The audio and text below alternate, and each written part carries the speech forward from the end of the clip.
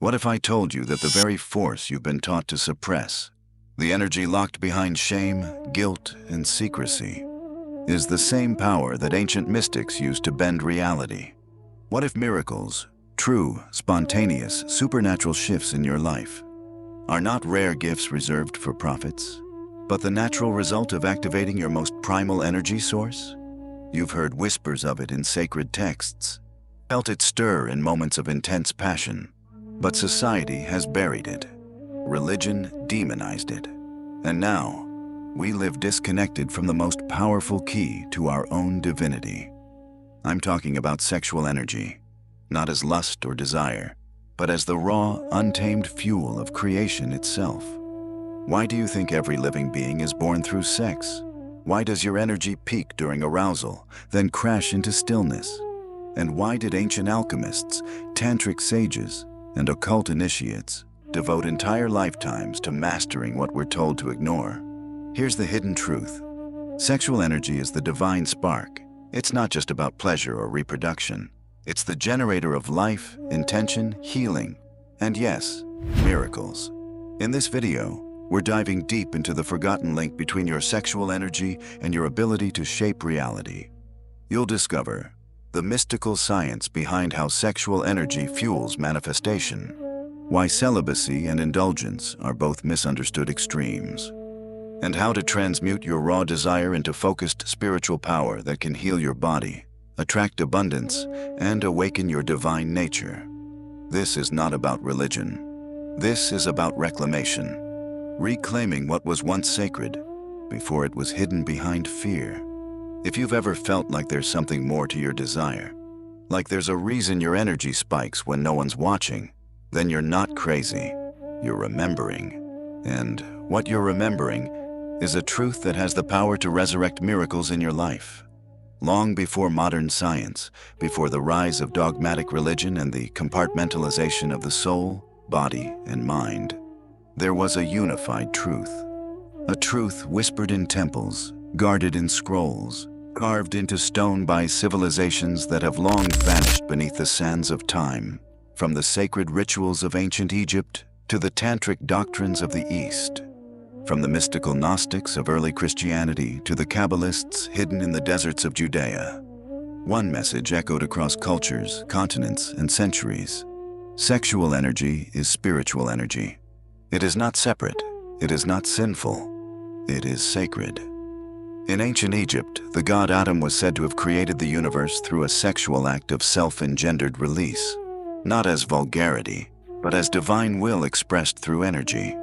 Creation, in their understanding, was an act of pleasure, intention, and power, not punishment.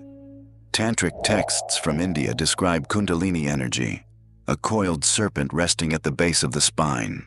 When awakened through breath, focus, and sacred union, this energy rises upward through the chakras, igniting higher consciousness. Process isn't carnal, it's cosmic.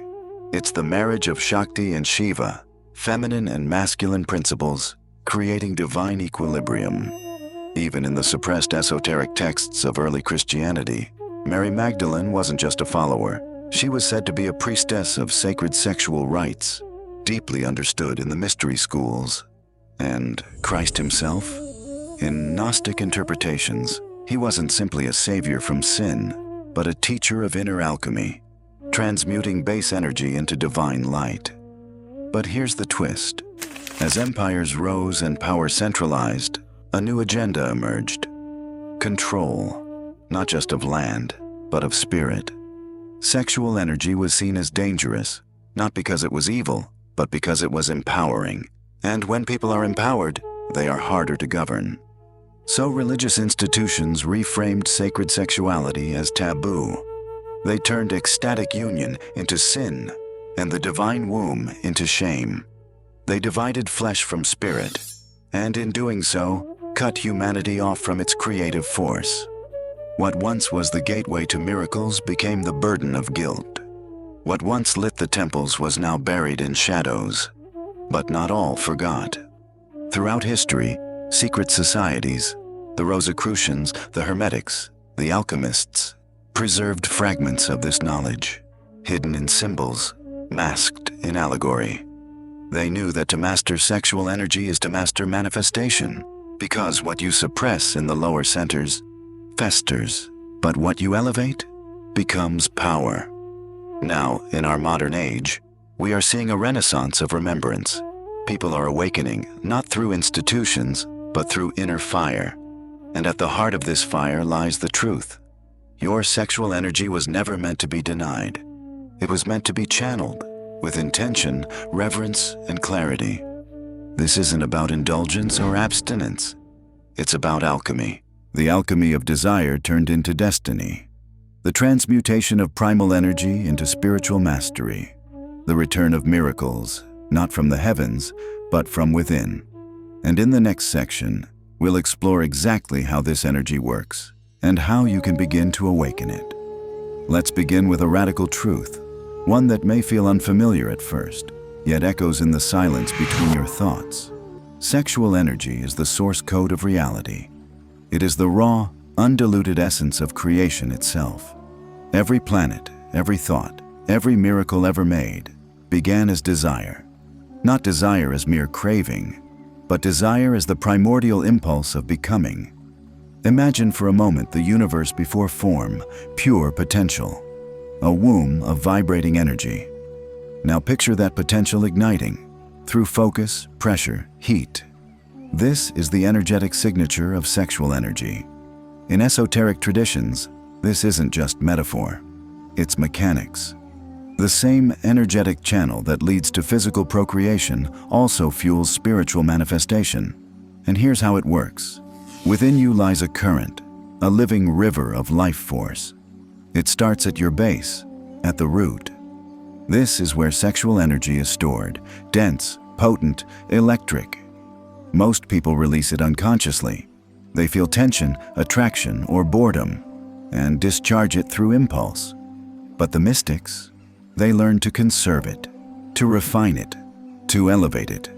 They transmute that raw energy upwards, like lighting a fuse that climbs the inner spine. This is known as the path of the serpent, the rising of Kundalini, or the unfolding of the inner fire. As this energy moves, it awakens dormant centers. It opens the solar plexus, granting confidence and personal power. It unlocks the heart, igniting compassion and connection. It pierces the third eye, unveiling intuition and vision. And ultimately, it reaches the crown, the seat of the divine. This is not fantasy. It is the ancient science of energy mastery, and it's encoded in everything, from the spirals of galaxies to the coils of DNA. But here's the secret few understand. Sexual energy is neutral. It becomes sacred or destructive based on how you direct it. Unfocused, it leads to addiction, confusion, or emotional entanglement. But when channeled through intention, it becomes a miracle maker. Let's go deeper. Think of your goals, your dreams, your vision for life. Each one is a spiritual embryo, an idea waiting to be fertilized. Sexual energy is the spark that gives it life. You don't manifest through wishing. You manifest through embodied voltage, the magnetic force of desire fused with intention. This is why so many spiritual teachers across time, Buddha, Christ, Krishna, spoke of discipline not as repression, but as refinement. They weren't asking you to destroy desire, but to master it. The alchemists of old called this solve et coagula, to dissolve and then reform. You dissolve the base urges into light, then reform that light into focus, clarity, manifestation. Even Napoleon Hill, in Think and Grow Rich, revealed this ancient truth cloaked in modern terms. He called it sexual transmutation, the idea that the most successful men and women were those who redirected sexual desire into creative power. And yet, most still sleep. Most still burn their energy in cycles of pleasure and guilt, wondering why their manifestations fall flat, not realizing they are leaking the very energy they need to build their kingdom. But now, you see the pattern. You feel the truth stirring beneath your skin. You're beginning to remember that your power was never outside you. It was hidden in your very biology, in the sacred rhythm of your breath, your pulse, your pleasure, waiting for you to become its master. In the next part, we'll unravel the deeper mysteries.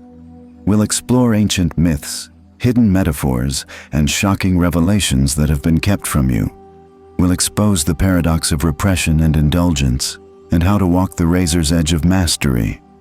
Now that you understand the raw architecture of sexual energy, we must go deeper, beyond the physiology, into the mystical codes hidden in myth, scripture, and symbol. Let's begin with a question. Why have nearly all spiritual traditions warned about sexuality, while simultaneously wrapping their gods and myths in it? Take ancient Egypt. The god Atum, the self-created one, brought the universe into being through an act of divine self-pleasure. His ejaculation was not seen as sinful. It was the origin spark of the cosmos. In the Vedic texts of India, we find Shakti and Shiva, divine lovers whose union births galaxies. Shakti, the divine feminine, is pure energy. Shiva, the divine masculine, is pure consciousness. Alone, each is dormant. But when they merge, energy and awareness, miracles happen. Even in Christianity, veiled references remain. The Immaculate Conception, the bridal chamber of Christ in the soul, the sacred blood, all metaphors pointing toward spiritual fertility, not just abstinence. So why the confusion? Because power misunderstood becomes dangerous. The Church feared what it could not control, and so it demonized what was divine. It turned sacred knowledge into sin to keep humanity docile, disconnected, and ashamed of its own source code. You see, suppressed sexuality isn't holiness, it's amnesia.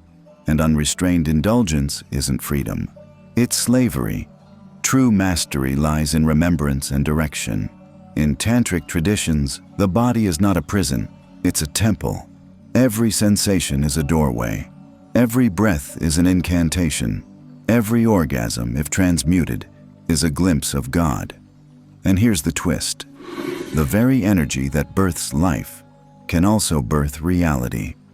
Mystics across time learned that sexual energy, when raised through the central channel, not discharged outward, but ascended within, activates latent abilities, heightened perception, accelerated healing, magnetic charisma, quantum manifestation. These aren't fantasies. They're inner technologies buried under layers of conditioning and shame. Why do you think monks, yogis, and initiates undergo long periods of celibacy? Not because pleasure is evil, but because they're refining their energy to pierce dimensions, to access the miraculous, the impossible, the divine. And it's not just in the East. In medieval alchemical texts, sexual symbols abound. The Red King and White Queen, often misread as literal figures, represent the masculine and feminine principles within.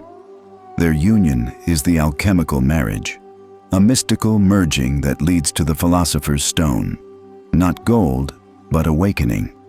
Even the serpent in Genesis, long demonized, is a symbol of Kundalini, the coiled energy at the base of the spine, waiting to rise. And when it rises, visions emerge. Time bends. You feel plugged into source. This is the miracle state. Not external magic tricks, but the recalibration of your entire being to universal intelligence. Let's be clear, miracles aren't random. They are symptoms of alignment. And sexual energy, when mastered, aligns you faster than any dogma or doctrine ever could. But beware, with great power comes great distortion. Some use this energy to manipulate, to seduce, extract, control. These are the black magicians, those who keep others asleep while feeding on their light. This is why you must become a conscious guardian of your energy. You must learn the difference between sacred exchange and soul erosion. In ancient mystery schools, initiates were taught how to bond without leaking, to touch without attachment, to love without losing self. Because sexual energy is a mirror. It reveals what's hidden. It amplifies what's already within. If you are fearful, it breeds chaos. If you are clear, it births worlds. So ask yourself, What are you creating with your energy? What version of you is being activated through your desires? What would happen if you stopped leaking your power and started channeling it like a mystic, like a master, like a god? In the next section, we'll step out of theory and into practice. You'll learn simple yet profound techniques to reclaim your energy, transmute your desires, and use your sexual force as a sacred engine for manifestation. Because wisdom without action is wasted power. Now that we've explored the mystical potential and hidden powers of sexual energy, it's time to unlock the practical tools that can help you tap into this extraordinary force. These techniques are designed to help you harness and transmute your sexual energy into creative power, personal transformation, and miracles. 1. The breath of fire. Activating your inner fire. One of the most powerful methods of transforming sexual energy is through breath work, specifically, the breath of fire. In many ancient traditions, breathing is considered a bridge between the physical and the spiritual. The breath of fire is a rapid, rhythmic breath that helps awaken dormant energy and move it upwards through the body. It's like lighting a fire within. Here's how to practice it.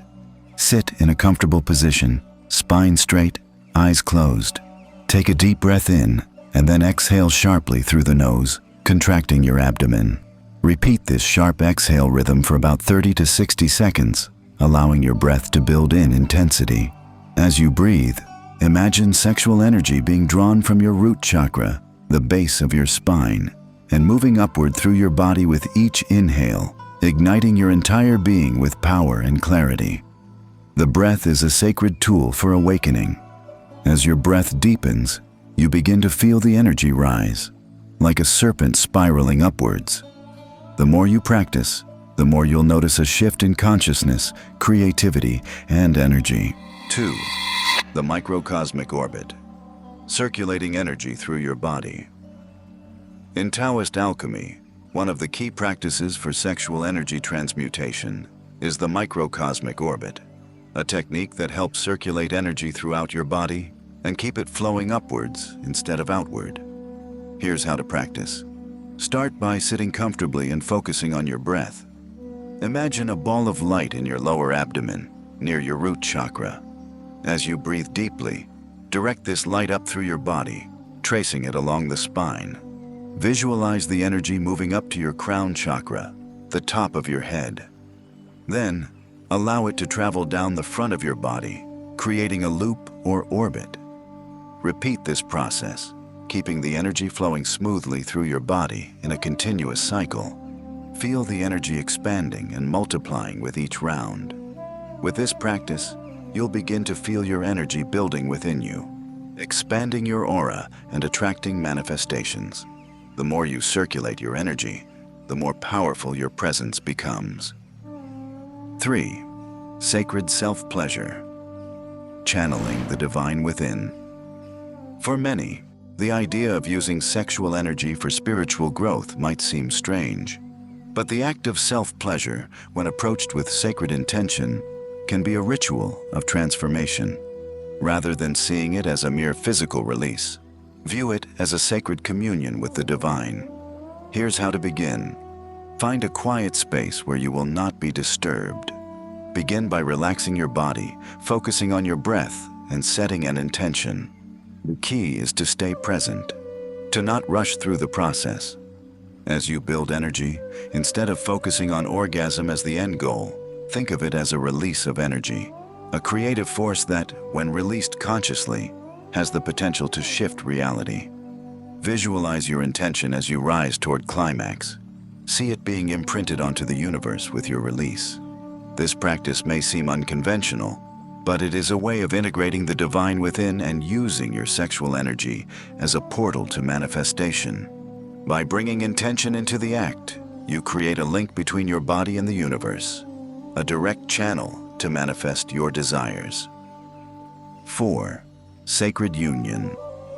Connecting with another being's energy. Sexual energy isn't just about self-pleasure. It's also about connection. The energy between two partners can be an amplifier when both are in sync. To harness this in a powerful way, practice energetic synchronization with a partner. Before engaging in any physical intimacy, take time to set a mutual intention. This could be manifesting a shared goal, healing, or spiritual awakening. Slow down, breathe together, and consciously feel each other's energy. Let the sacred union be about more than the physical. It's about merging the masculine and feminine energies to create something greater than either alone. As you connect, visualize your energies intertwining and rising up, transmuting into creative power that feeds your dreams and desires. This practice helps you align with the flow of the universe and bring your intentions into reality through sacred partnership. You were never meant to be powerless. The energy that pulses at the core of your being, the very force we call sexual energy, is not a temptation to be suppressed, but a sacred key to the divine. In ancient temples and hidden schools of wisdom, this truth was revered and guarded. The body is a vessel, and desire is a current. When channeled with intention, it becomes the bridge between matter and miracle. You see, the universe doesn't respond to surface-level wants. It responds to vibration, to presence, to life force so charged with awareness that it bends reality itself. That life force is within you, coiled, waiting, not to be squandered, but to be activated, circulated, and unleashed with sacred purpose. So the question now is not whether you possess the power, but whether you're ready to remember it, to take back your divine inheritance, to embody the alchemist who turns passion into creation, desire into destiny, and energy into miracles. You've been shown the map. You've felt the resonance of forgotten truths stirring within. Now it's up to you. Will you walk the path? Will you breathe life into ancient wisdom and let it rebirth your reality? Because the moment you decide to harness your sexual energy, not as a fleeting impulse, but as a sacred current of manifestation, you will no longer chase miracles. You will become one. Let this be the beginning of your inner revolution. Let your breath, your focus, and your intention rewrite the code of your life. If this awakens something in you, don't let it fade. Like, comment, and share your reflections below. Your journey could light the path for someone else. And if you're ready to go deeper, subscribe to God Frequency and walk this sacred path with us. We are not just students of truth, we are activators of it. Until next time, guard your energy, honor your power, and manifest like the gods. The miracle is you.